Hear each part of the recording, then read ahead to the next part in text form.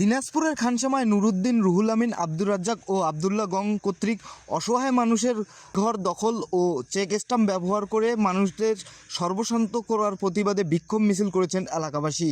আজ বৃহস্পতিবার রাতে খামারপাড়া ইউনিয়নের বোটের হাটে এ বিক্ষোভ মিছিল অনুষ্ঠিত হয়। বিক্ষোভ মিছিল শেষে তারা সংক্ষিপ্ত সমাবেশ করেন। আজকে আমাদের বিক্ষোভ মিছিলের মূল উদ্দেশ্য হচ্ছে সুদকে না বলি, সুদমুক্ত মানবিক সমাজ গড়ি। এই সমস্ত সুদখোর সাধারণ মানুষকে জিম্মি করে অবৈধ কালো টাকা পাহাড় করেছে। আমি এই বিক্ষোভ মিছিলের মাধ্যমে তাদের শাস্তি দাবি করছি। আসুন আমরা সকলে ঐক্যবদ্ধ হই। ঐক্যবদ্ধ থেকে যে সমস্ত ভাইরা ফাঁকা স্ট্যাম্পে কখনো সই দিবেন, যারা দিয়েছেন, যারা সুযোগ করে টাকা নিয়েছেন, আপনার টাকা তো অলরেডি বন্ধ করে দিয়ে দেন। যারা ফাঁকা স্ট্যাম্প দিয়ে আপনাদেরকে টাকা দিয়েছে, আসুন আমরা সকলেই ঐক্যবদ্ধ থেকে এই সমস্ত সুদখোরের বিরুদ্ধে আমরা রুখে দাঁড়াই।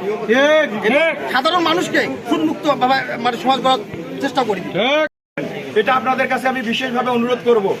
এবং যারা এই ধরনের ঘৃণিত কাজগুলো করতেছেন তাদেরকে বারবার বলে দিচ্ছি এবং জনগণের পক্ষ থেকে, সাধারণ জনগণের পক্ষ থেকে বলতেছি, আপনারা এখনো সূত্রে যান।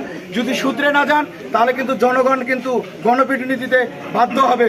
আপনাদেরকে এই জন্য আপনাদেরকে বিশেষভাবে বলতেছি, আপনারা সূত্রে যান। আমাদের অনেকে নিরীহ মানুষ আছে যারা আমাদেরকে বলতেছে বা আমাদেরকে জানাইছে যে তারা কিন্তু মুখ ফুটে বলতে পারতেছে না তাদের কি পরিমাণ ক্ষয়ক্ষতি হয়েছে। তার মানে আমাদের এই বোটের হাটে যদি 100+ লোকের ক্ষতি হয় তাহলে আমাদের গোটা খানসামা থানায় যে পরিমাণ সুদের বিজনেস করতেছে, তাহলে পুরো খানসামা থানায় তারা হাজার হাজার লোকের ক্ষতি করে দিয়েছে। হাজার হাজার লোক তাদের এই সুদের ব্যবসার কারণে বাড়ি ছাড়া হয়েছে, তাদের সন্তান ছাড়া হয়েছে, তারা কিন্তু এলাকায় থাকতে পারতেছে না। এবং আমি এখানে শুধু সুদের নিয়ে কথা বলবো না, আমি আরেকটা বিষয় নিয়ে বলবো। কিশোরে যারা আছেন, যারা মাদক করতেছেন বা নেশাগ্রস্ত অবস্থায় আছেন, তাদেরকে আমি সাবধান করতেছি। এবং যারা গেম খেলতেছো, ক্যাসিনো খেলতেছো, তাদেরকেও সাবধান করতেছি।